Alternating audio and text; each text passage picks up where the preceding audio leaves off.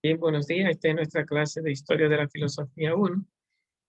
Estamos viendo la entrada a los filósofos áticos, que son Sócrates, Platón y Aristóteles. Que de alguna forma, el gran problema que ellos tres enfrentan es el problema de los sofistas. El primero que comienza es Sócrates, le sigue Platón y continúa Aristóteles. ¿Cuál es el problema de base que encuentran Sócrates y Platón de frente a los sofistas? Podríamos decir que el principio de contradicción, la capacidad de justificarlo todo, porque no existe la verdad de manera objetiva, sino de forma subjetiva. Es lo que se llama la retórica. La filosofía se convirtió en el arte de engañar, en el arte de convencer, disuadir y persuadir, y darle al otro sus razones y venderle las mías. La filosofía se convirtió en el arte de discutir y ganar. Eso es la retórica, ¿verdad? Donde la verdad no importa, ni el ser. Lo que interesa es vencer al contrincante, ganarle el pleito al adversario. Y visto desde ahí, la grandeza humana estaba en ganar la excelencia humana. ¿Quién era el que se realizaba? ¿Quién era el mejor? ¿Quién era aquella persona que salía de abajo y podía decir que era una persona realizada? Bueno, el que encontraba un enemigo a nivel del discurso y lo explotaba, lo vencía, el vencedor, el que tumbaba las ideas de otro imponiendo las suyas. Entonces, ese era el mejor, el aristócrata. eh, Se había conseguido su grandeza humana. Cuando entra Sócrates en escena, pues de alguna forma enfrenta ese principio de contradicción a su manera, porque Sócrates no aparece como lógico. Sócrates aparece como un maestro, enseñándole a los atenienses a encontrarse de otra manera, con una, con una nueva verdad. Porque si para los sofistas este mundo era así, ¿no? Eh, entonces Sócrates lo que impuso fue un no. Si el sí no lo podemos justificar, porque cada sí puede tener su contrario, pues entonces Sócrates lo que trajo fue un terrible no. Y en la verdad que podemos estar seguras, no en el sí, sino en el no. ¿Cuál no? El no saber. Yo solo sé que no sé nada. Hay una verdad que todos llevamos dentro. Es mucho más lo que no sabemos que lo que sabemos. El hombre mientras más sabe, más se da cuenta lo poco que sabe y lo mucho que le falta por aprender. En vez de tú estar basando tu vida, tu grandeza humana, en un pedazo de verdad que encontraste, la piedra es dura, y otro viene y te dice, no, la piedra no es dura. Entonces, en ese mundo de discusión, dice Sócrates, los filósofos no se ponen de acuerdo. Si el mundo es agua, es fuego, es aire o es tierra. Si de eso se valieron los sofistas para decir cualquier cosa es probable, entonces Sócrates encontró una verdad más fuerte. Yo no sé. Si cualquier cosa es probable, si los filósofos no se ponen de acuerdo, si no hay acuerdo en la verdad y uno mismo no puede encontrar la verdad del cosmos y del universo, pues entonces la verdad que tenemos por debajo de todo nuestro saber es que no sabemos. Entonces, tenemos que sacar a la luz, dar a luz, sacar de dentro de nosotros. Entonces, la verdad está dentro de nosotros, pero no es una verdad relativa ni subjetiva, es una verdad objetiva. Yo solo sé que no sé nada. Eso es sabiduría. El creer que sé, eso es ignorancia. El sofista es el sofos, el que se cree sabe. El sofista es el ignorante en el discurso de Sócrates. La ignorancia es el discutir creyendo que uno sabe, porque tiene un pedazo de verdad que no es verdad, sino tu verdad. verdades relativas que no alcanzan la objetividad. Como en Sócrates, la verdad no alcanza la objetividad, lo que sí podemos alcanzar dentro de nosotros, subjetivo porque está dentro de nosotros, objetivo porque es real, la verdad que podemos encontrar es el que no sabemos nada. El que cree que sabe está en el error. El que cree que sabe está en el error. Entonces, el verdadero sabio es el que sabe que no sabe. Entonces, Sócrates comienza con su método de la ironía, darle la razón al contrincante, darle la razón al adversario. El que cree que sabe, pues Sócrates no le dice que no, sino que de alguna forma lo alaba, lo hace sentir bien. En vez de llevarle la contraria, lo que hace es que de alguna forma se pone de acuerdo con él, como el que dijera, wow, tú sí sabes. Hay una frasecita que aparece mucho en los diálogos de Sócrates que es, sé mi maestro, al otro, sé tú mi maestro. Entonces, es como quien dice, si tú sabes tanto y yo solo sé que no sé nada, entonces enséñame. Pero Sócrates lo sabía decir no de forma hiriente, de forma burlona, sino de forma que el otro se sentía eh, alabado, ensalzado y se disponía para, por lo tanto, para hablar y sacar lo que tiene y decirlo. Entonces, Sócrates le interesaba eso, que el otro de alguna forma se sintiera bien para que pudiera poner en crisis su propia verdad, para que él mismo, al tratar de explicarlo, se diera cuenta de los fallos que tiene por dentro.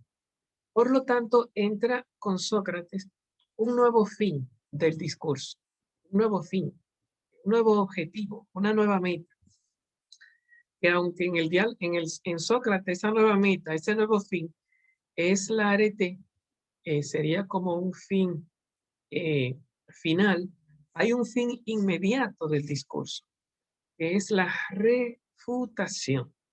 Sócrates, de alguna forma, viene con su método eh, dialéctico, la dialéctica, que tiene dos partes, ironía y mayéutica, con su método dialéctico. Dialéctica viene de diálogo, de discusión, discurso, día a través, y logos, lenguaje, a través del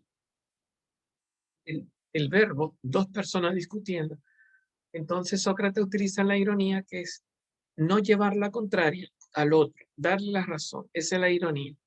Y así el otro, cuando es la ironía, tiene como fin inmediato el que el otro se dé cuenta que no sabe. Eh, Y eso es, cuando el otro se da cuenta que no sabe, eso se ha logrado lo que se llama la refutación. ¿Qué es la refutación?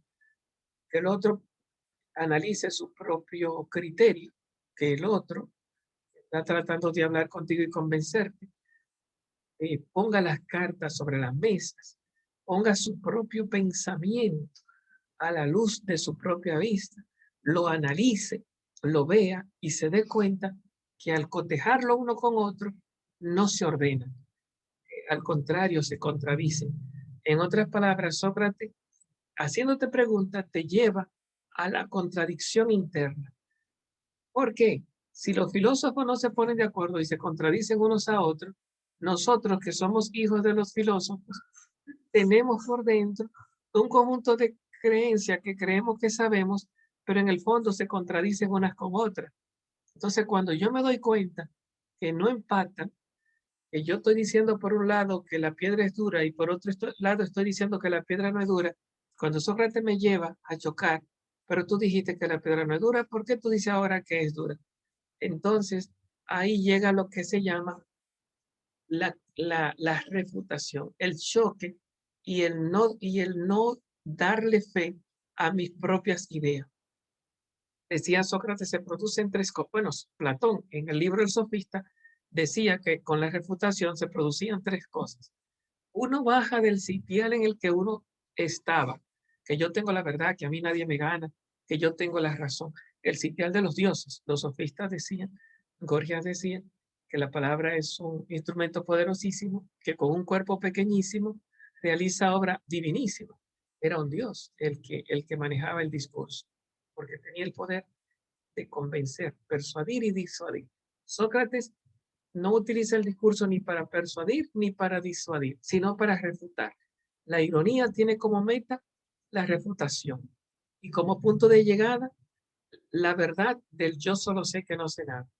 El refutado se da cuenta que no sabe. Y cuando Sócrates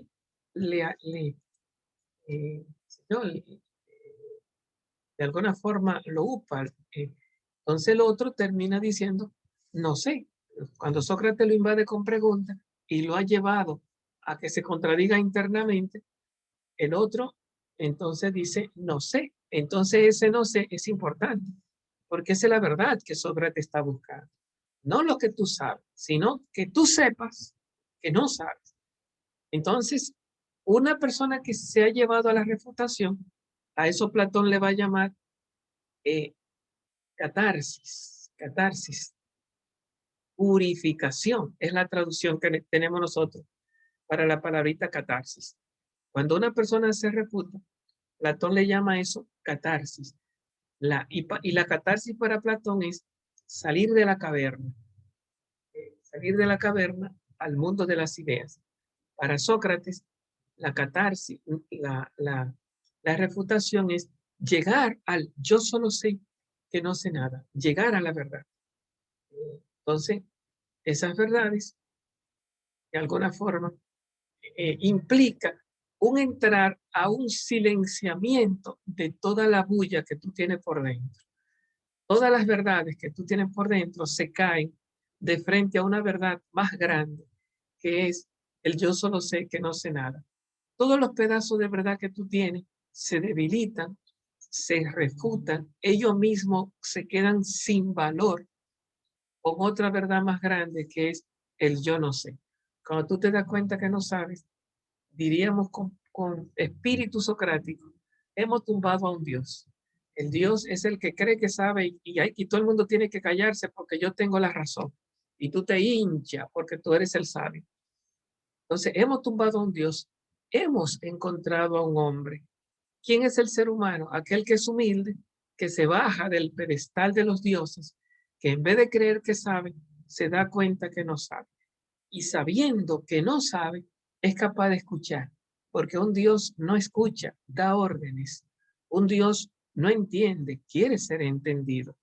Un Dios no se dispone a acoger el discurso del otro, sino que silencia al otro para que su discurso sea escuchado.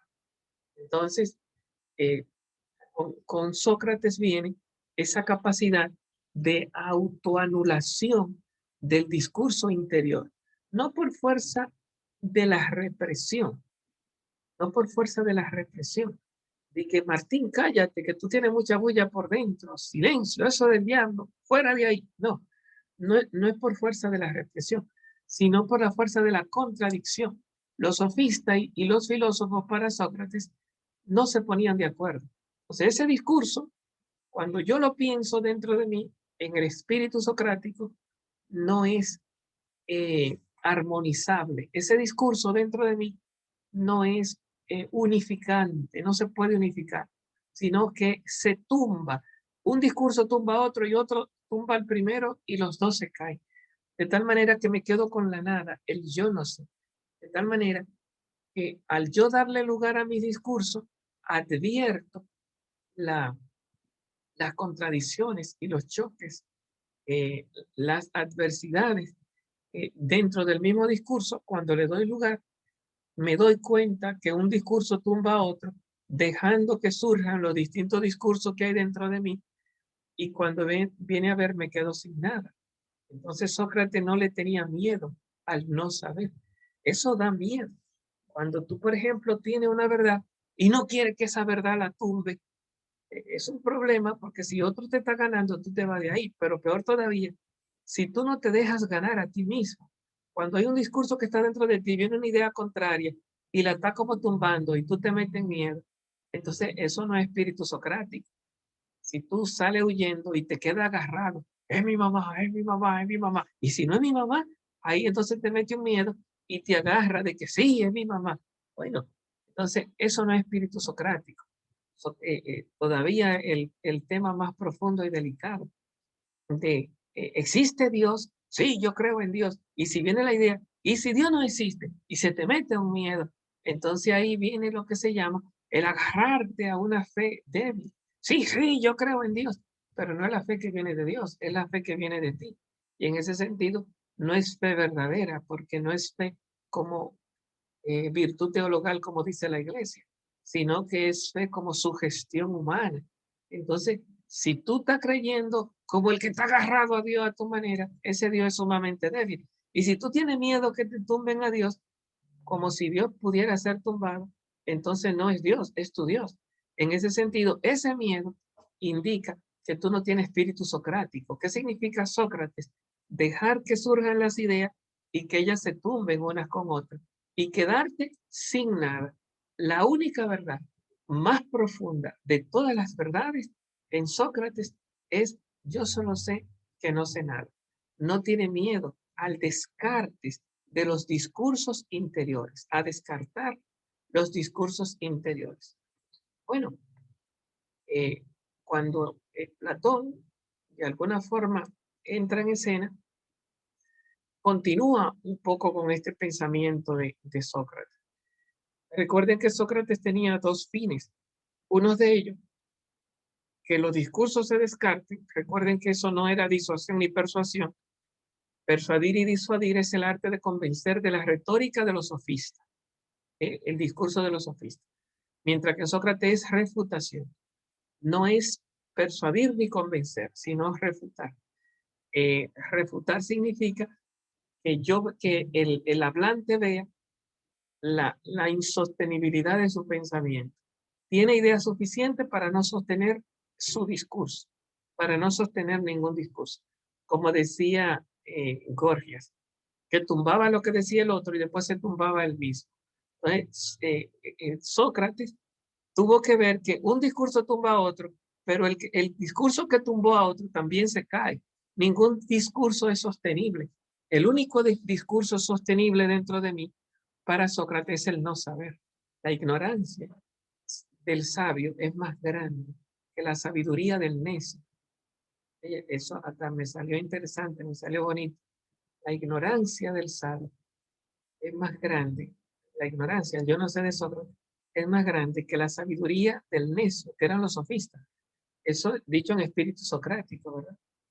Me parecería que una frase que había que escribirla, la ignorancia del sabio es más grande que la sabiduría del necio. Grandeza en sabiduría. Bueno, entonces, cuando Sócrates de alguna forma está hablando, queriendo no hablar del fin del discurso, por un lado está el yo solo sé que no sé nada, y por otro lado está la mayéutica. Cuando yo sé que no sé y me instalo en ese no saber, ese otra cosa, ¿verdad? Porque una cosa es llegar a saber que no sé. Otra cosa es que yo me convierta en un sabio del no saber. Porque Sócrates se convirtió en un abanderado del no saber. No es de que yo no sé. No, Sócrates siempre no sabe. No es que no supo un día ni otro día. Como diría Aristóteles, una golondrina no hace verano. Sino más bien que Sócrates siempre no sabía. Entonces, eso es instalarse, hacer casa, habitar en el no saber. Cuando tú de alguna forma convierte el no saber en tu sabiduría, convierte el no saber en tu filosofía de vida. Eso fue lo que hizo Sócrates, establecerse en el yo no sé, yo solo sé que no sé nada. Entonces, hemos alcanzado la grandeza humana, lo que a Sócrates le llama la arete. ¿Quién es el mejor? El mejor es el que se conoce a sí mismo. ¿Y qué es conocerse a sí mismo? No tener una idea. ¿Quién soy yo? Si la tienes, eres sofista, porque una idea es un pedazo de verdad que tú comienzas a defender y otro comienza a discutir. El sabio no sabe. ¿Quién soy yo? Cualquier idea que tú tengas de ti no eres tú, porque cualquier idea es una idea de ti. Y el que tiene la idea es el verdadero yo. Y el que tiene la idea no puede ser convertido en idea. Entonces, cualquier cosa que tú digas es una idea. El yo no es una idea. ¿Quién soy yo? El yo es indecible, no se puede expresar. ni se puede contener en una idea. El yo es, de alguna forma, el que es capaz de venir vacío porque viene con él. No viene a poner a debatir idea, viene a pelear él. Y no puede ser perdido porque tú te vas contigo y llegas contigo. Nadie te puede ganar porque nadie se puede llevar tu yo. Nadie te puede vencer porque tú no te puedes ir sin tu yo. Tú eres un vencedor desde que llegaste hasta que te fuiste. Si perdiste, lo que perdiste fue una idea, no a ti. Contra Sócrates no había quien pudiera, porque para los sofistas el ganador se iba hinchado, el perdedor se iba hundido. Sócrates no podía irse hundido porque ya él venía perdido, ni podía irse ganado porque ya venía vencedor. No podía vencer a nadie porque más bien le tenía lástima a la gente de que no se encontraban a sí mismos. Bueno, el otro fin del discurso era que tú te alcances a ti mismo. La verdadera arete para Sócrates no es que tú gane el pleito. La verdadera arete es que encuentres tu yo, diríamos con Platón, tu alma, tu yo, tu alma. ¿Quién soy yo? Yo no puedo ser convertido en una idea. Yo soy el que está detrás de las ideas. Yo soy el que sabe que no sabe. La verdad con la cual yo me he vencido a mí y he vencido a los demás es la verdad de saber que no sé. Entonces, el estar establecido ahí me da mi propia grandeza. Bueno, algo así va a decir Platón. Platón va a decir que la filosofía tiene dos fines: alcanzarte a ti mismo y salir de la mentira. Que si lo vemos, es lo mismo que Sócrates. Cuando decíamos eh, ironía y mayéutica. La mayéutica era, como diría Platón, uno de los fines de la sabiduría, de la filosofía, es alcanzarse a sí mismo, la verdad sobre sí mismo. Bueno, entonces, en Sócrates, ese era el trabajo de la mayéutica. Y otro de los fines de la sabiduría de Platón es salir de la mentira. En Sócrates, eso era lo que hacía la ironía, sacarnos, sacarnos gracias al arte de la refutación, de poner en claro los pensamientos que están dentro, sacarnos de lo que era el útero, porque para Sócrates los hombres no habían nacido. Sócrates decía que él ejercía el arte de su mamá, que era comadrona, partera, ayudaba a las mujeres a dar a luz, a parir. Entonces él ayudaba con su método dialéctico, ayudaba a que los seres humanos salgan del útero. Salgan, ¿cuál útero? La ignorancia de creer que sabían. La ignorancia le llama a Sócrates. Platón le dirá la caverna, o también le dirá la doxa, o sea, el mundo de la apariencia, el mundo del sí y del no, el mundo de la opinión. O sea, hay que salir de ahí y encontrarse a sí mismo. ¿Qué diferencia encontramos entre Sócrates y Platón? Sócrates se establecía en el yo solo sé que no sé nada, y Platón se establece en el principio de identidad. Platón establece un principio de identidad que se complementa con lo que se llama el principio de alteridad. Si para Sócrates yo solo sé que no sé nada y hay que silenciarse, Platón entendía que hay que refutar al sofista. O sea que Platón siguió siendo socrático. Pero Platón, en un libro llamado Almenón, se pregunta si la virtud podía ser alcanzada. ¿Cuál virtud? La virtud del saber, la verdad, del quién soy yo o del ser. Y la respuesta de Platón terminó siendo que sí, aunque realmente los temas de las virtudes siempre son discutibles, nunca son el bien, la verdad, el amor, la justicia, que eran los temas de Sócrates, nunca son temas cerrados, que tú puedes decir que cerrar como cierra Platón, con la esencia, que un caballo es un caballo, un perro es un perro, un árbol es un árbol, un triángulo es un triángulo. Platón llega a decir que sí a un problema que todavía no se ha cerrado, ni se puede cerrar. Pero la respuesta que viene a dar es una respuesta matemático-objetiva, una respuesta, vamos a decirlo así, esencialista. O sea, el principio de identidad es que una cosa no puede no ser ella misma. ¿Qué es un perro? Un perro es perro, perridad. ¿Qué es un caballo? Caballo. El ecus de Platón es el caballo. Un caballo es caballeidad. La piedra, ¿qué es? La piedra es pedreidad, si cabe decirlo. Cada cosa es mismidad, ella misma, sí misma. Entonces, una cosa no puede no ser eso que ella es. Entonces, la filosofía se frustró en Protágoras y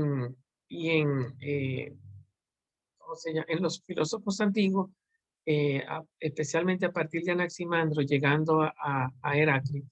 La filosofía cayó en crisis por la movilidad, por el cambio, todo cambia, todo fluye, todo pasa, todo se mueve, o como diría Anaximandro, por el indeterminismo, ¿no? Las cosas, lo infinitamente indeterminado. Es imposible encontrar la mismidad, el ser, la seidad, la identidad misma de una cosa, eso que Platón le llama perreidad, caballeidad o esencia. Eh, Otro nombre que utiliza Platón es el ontos on, lo realmente real. Es imposible encontrar la identidad en este mundo. ¿Por qué es imposible? Por la movilidad interna de todos los seres. Un perro, para Platón, está siendo un perro en apariencia. ¿Por qué? Porque ese perro, antes de ser perro, no lo era. ¿Qué era? Bueno, la comida que se come, el agua que se bebe, el aire que respira, el sol que transpira, agua, fuego, aire y tierra, están en forma de perro. Tú le das un palo al perro y lo matas, entonces comienza a desperreizarse. Ya dejó de ser un ser vivo con matarlo y ya el cadáver comienza a descomponerse y se convierte en otra cosa que ya no es perro. Entonces, pues nunca lo fue. ¿Por qué nunca lo fue? Porque esa materia siempre está ahí y estaba disfrazada de perro, pero no es perro porque ahora es cadáver. Y no es cadáver porque ahora es putrefacción. Y no es putrefacción porque ahora es tierra. Y no es tierra porque ahora es abono. Y así la materia siempre va cambiando. Nunca tiene una identidad, sino que va tomando identidades prestadas porque ella misma, en labios de Platón, no tiene ninguna. Lo cual dirá Aristóteles que eso es imposible. Alguna identidad tiene que tener. Pero en Platón son identidades cambiantes. No existe la identidad en este mundo. Todo lo que tú ves en este mundo es una identidad prestada. Entonces viene la otra pregunta. ¿De dónde viene esa identidad para Platón? No la pone la materia. Así como una madera, cuando recibe el ser mesa, una mesa de madera, la madera recibe el ser mesa o una mesa de plástico. El plástico recibe el ser mesa. ¿Dónde está la mesa? No el plástico el que pone la mesa. ¿De dónde viene la mesa? La mesa viene del hacedor de la mesa, que sabe de la mesa. Entonces, ¿dónde está la causa de la mesa? En el sabio. Entonces Platón creó un sabio que se llamó el demiurgo. Este mundo es materia y la materia no pone el árbol, la materia no pone el perro. El perro es material, pero no es la materia la que pone el perro. Los árboles son materiales, pero no es la materia la que pone los árboles. Eh, los, lo- los minerales, los vegetales son materiales, pero no son puestos por la materia. ¿Quién lo pone? Este mundo fue creado por el demiurgo para Platón. ¿Y por qué el demiurgo pudo crear este mundo? Porque contempla las ideas. ¿Qué son las ideas? Allí donde no hay movimiento, allí donde un perro no es de que perro dejando de serlo o haciéndose perro. Va creciendo, nace, crece, se reproduce, muere, deja de serlo. No, en el mundo de las ideas, el perro es eterno, no nace, no muere, es inmutable, no cambia, no evoluciona, no se transforma. El perro es estable, estático, siempre el mismo, el perro perfecto. No solamente el perro, la casa, el carro, digo, casa y carro son artificiales. Todo lo que es natural en Platón tiene su modelo, tiene su idea ejemplar en el mundo de las ideas. Entonces, eso es así porque el mundo de las matemáticas que había conocido Platón con los pitagóricos, un triángulo siempre es una figura plana, de 3 lados, aunque no exista triángulo alguno. Y una sirena es una mujer mitad pez, mitad mujer, aunque no exista sirena alguna. La verdad para Platón no está en el mundo, porque el mundo es cambio, no soporta la realidad. Es una realidad que no soporta la verdad de sí misma, sino que la impide por la movilidad interna. Yo no puedo afirmar que las cosas de este mundo son lo que son, porque su movilidad interna es más materia que ser. La materia es no ser, es falta de identidad. El ser para Platón es la identidad, la perreidad del perro, la caballera del caballo. Y eso solo se encuentra en la cabeza del que piensa, en las ideas. Eso no es realidad, eso es idea. Las ideas son lo que son. La perreidad del perro está en las ideas, la caballera del caballo está en las ideas, la petreidad de la piedra está en las ideas. Entonces, para Platón, el verdadero mundo del ser entonces, está en las ideas. Entonces, ¿cómo llegamos acá? Porque nos decíamos que para Sócrates se establece en el yo solo sé que no sé nada. Y Platón se establece en el mundo de las ideas. Podemos encontrar, decía Platón, la verdad del discurso. No es necesario que lleguemos como Sócrates a instalarnos en el yo no sé. Tenemos que refutar al sofista, que se dé cuenta que no sabe, que baje del sitial en el que se haga severo consigo mismo, crítico, que no deje que sus verdades le ganen la batalla, y que se haga severo consigo mismo y que se haga indulgente con los demás, que aprenda a escuchar, que estos eran los fines de la ética de Sócrates. Pero no podemos, diríamos con espíritu platónico, no podemos decir como Sócrates que yo solo sé que no sé nada. Hay cosas que yo puedo saber con el principio de identidad, que un perro es perro. En este mundo no, porque los perros de este mundo son insostenibles. ¿Por qué son insostenibles como perreidad, como identidad, como ser? Por la materia, que es móvil, movible, cambiante, inestable. Entonces, ¿dónde encuentro yo el ser?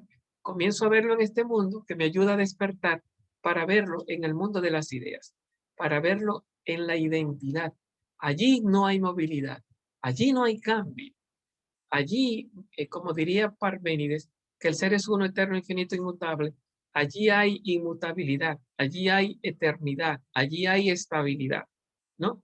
Entonces, Platón encuentra el principio de identidad ya no en donde lo encontraron los pluralistas, en los corpúsculos materiales, sino dentro de nuestra cabeza como Sócrates lo encontraba, pero no yo en el yo solo sé que no sé nada.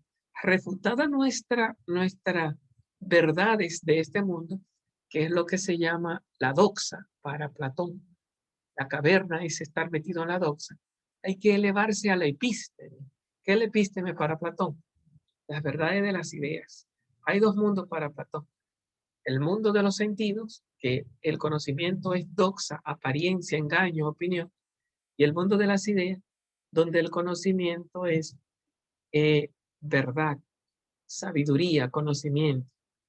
Eh, bueno, entonces como el tiempo se nos terminó, les invito a hacer otra entrada para hacerle un cierre más adecuado a, a estas